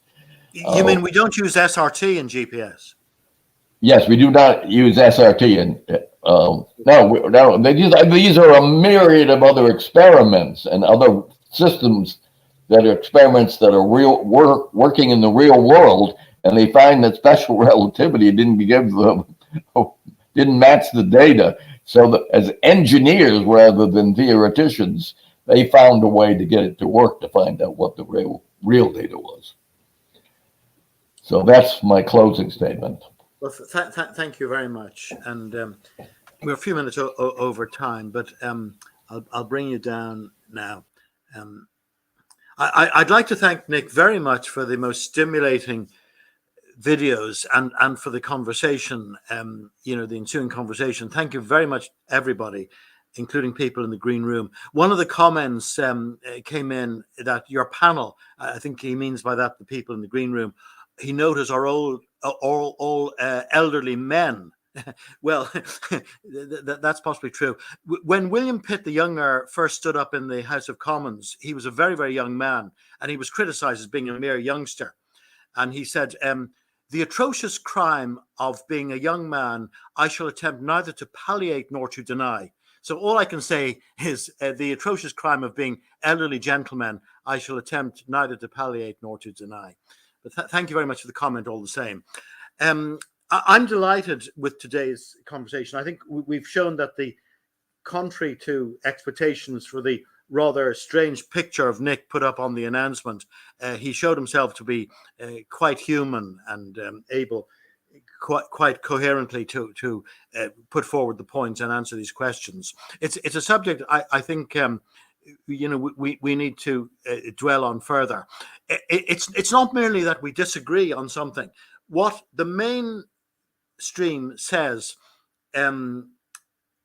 is the case. In other words, the GPS wouldn't work without SRT and GRT. We dissidents would probably generally say the opposite. We say that it actually wouldn't work if SRT and GRT were true. It's the opposite. It's not just denying something. One is saying this and the other is saying not that, the opposite. So, there must be some way of getting at the truth, and we just have to be rational, keep our heads and not get emotional about things. So thank you very much, everybody. Thank you very much, the people on the social media, for all your myriad comments. I'm sorry I didn't get through them all. I have glanced at them quickly and I took out a few of them. Thank you very much for all people in the green room. And last but not least, let me thank Nick for having stood in today. In 2 weeks' time, we're hoping to come back to the main area and just keep a note. I think it'll be relativity once again. So keep an eye out for the please read local. I'm just looking at the comment which has come in there. So please keep an eye out for the announcements, and do please join us again in 2 weeks' time when we will have another full session. And if there is any intermediate session, it will be announced also. So thank you once again. Thank you, Nick. Thank you, everybody. And I'll close the meeting now.